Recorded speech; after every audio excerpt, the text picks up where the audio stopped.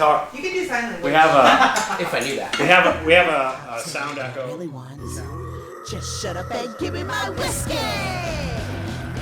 Whiskey. Whiskey.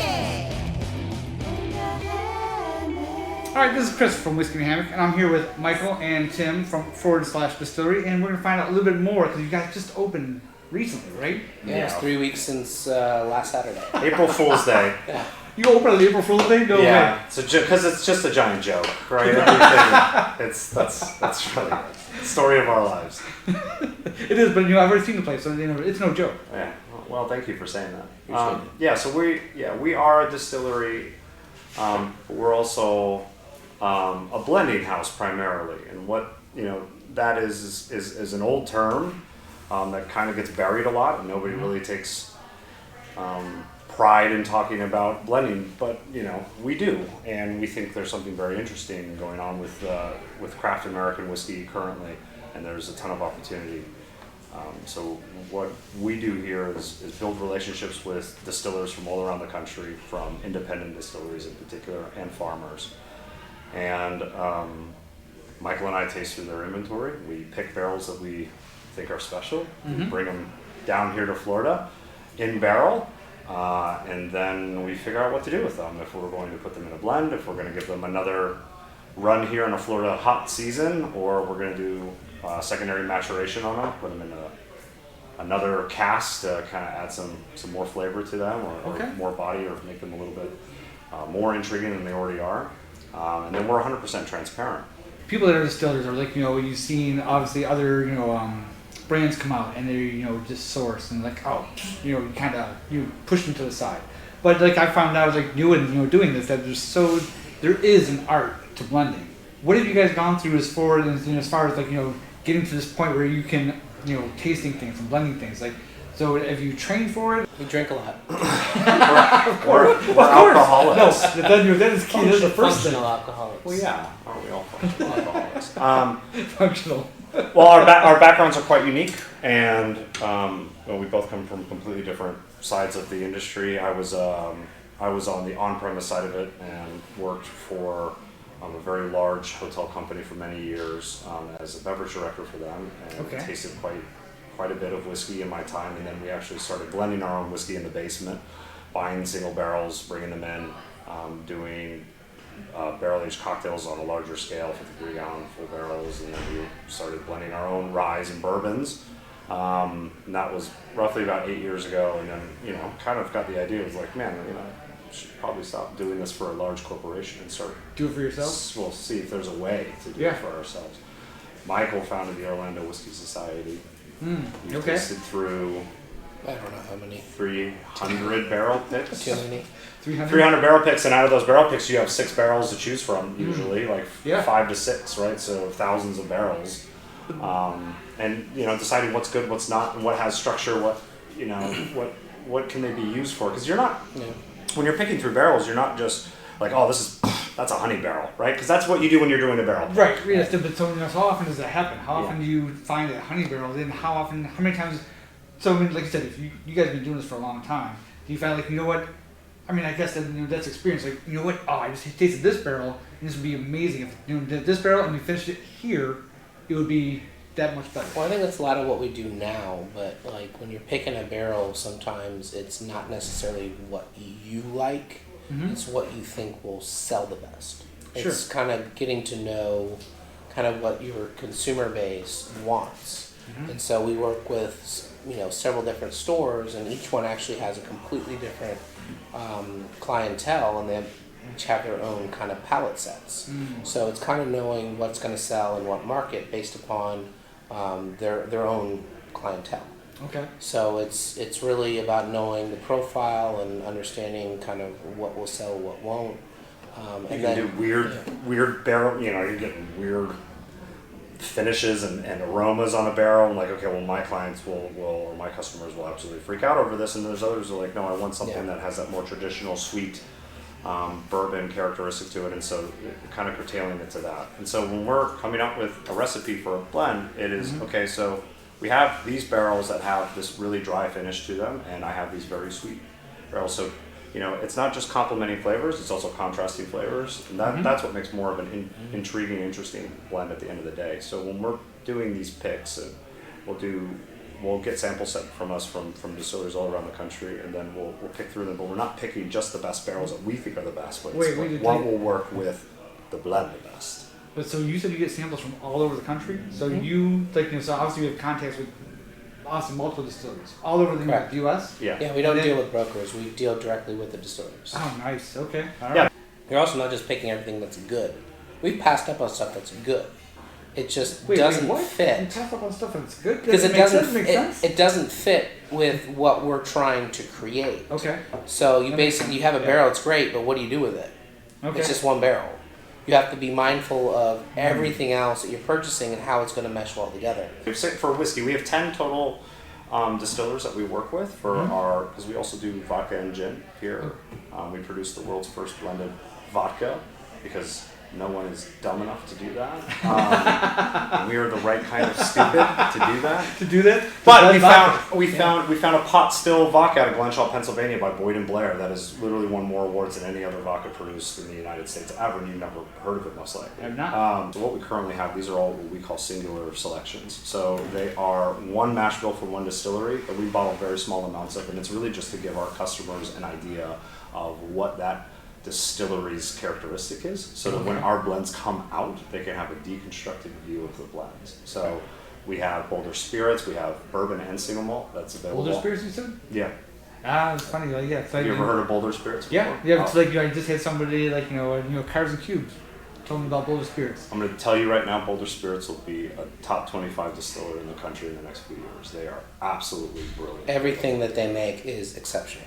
Really? Absolutely brilliant. Okay. That we've ever tasted out of any producer in the United States. And there's and that's not any shade at any other American single malt producers we've had.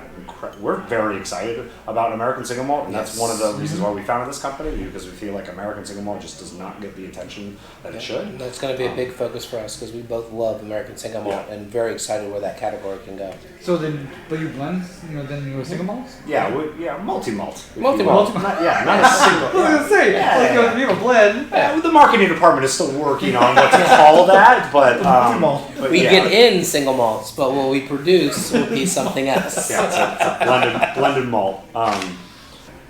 This has been in the works now. We're in our 5th year of working on this, and we just opened our doors 3 weeks ago. Yeah. Building the trust of the farmers and distillers that we have over the past 2 years has been very rewarding for us, but also a great learning opportunity on just what is it that is important to these guys. Well, the importance is making sure people understand what they do and how hard it is to do it. And so for us, going back to what we have here as our single selections, this acts as almost like a tasting room in Central Florida for these distilleries that don't really have a presence here in the state of Florida. We tell our customers absolutely every single detail about every single different mash bill that we have bottled here. So, and then when our blend comes out on the back of the bottle, you get a QR code, you hit that, it will go to our website, it will give you the recipe for that blend, and then we'll give you links to that distillery. No, that's awesome. I think that's that's important. Is the whole transparency, like you said. Transparency, because people hate being fooled, right? You think that you're getting. We hated being fooled. We hated being fooled so much we started this company. Pretty much. I'm not joking. Like that really is. That really is what started this company. Okay, it's him and I falling in love with the bottle and being like, and then. So did you find out that bottle was not what it was supposed to be? Well, that's pretty common now, isn't it? That's very common. I mean, you look at most of the products that are on the shelves, and they're great tasting, but it's.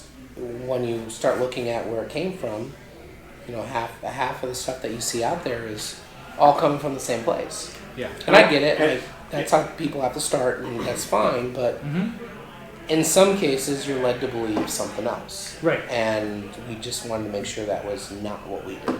But what we're pouring here, people have never tasted before, and they haven't tasted the flavors associated with it and associated with bourbon. But try this one. So this is. That is Boulder Spirits. That's a 6.5-year-old bourbon from Boulder Spirits. And a 6.5-year-old bourbon out of Boulder, Colorado. In a couple months, that'll be set. Also, that is roughly around 138 proof. and it's that high because they don't humidify or condition their warehouse. So it literally sucks the water out of the whiskey in barrel as it ages. So they do palletize to control some of that, but their angel share is still pretty extreme. So I mean, it's styles, right? It's everybody's style is so different. Everybody's trying to create their own character, and for us as blenders, it's like, man, there's just a lot of flavor to play with, instead of this kind of five different standard notes of bourbon whiskey or rye whiskey that we're used to because of the large amounts of factory sourcing that happens in the industry. So like again, like MGP, okay, but we're looking to create something just that's a little bit more interesting for where we're at right now in our bourbon journey. We have too many bottles at home, and we got collecting so many bottles at home that it's like, okay, let's start collecting barrels, I guess, and so we have this warehouse to do that. That's the next evolution, is you go from collecting bottles to barrels. I'll see, like, I haven't done that yet because I get in trouble for all the bottles that I have. Don't. It's very expensive. It's a lot more work. It's a lot more work too. Way more work than you think it is. There's almost nothing sexy about what we're doing here. That seems crazy because, like, obviously the whiskey industry is still growing.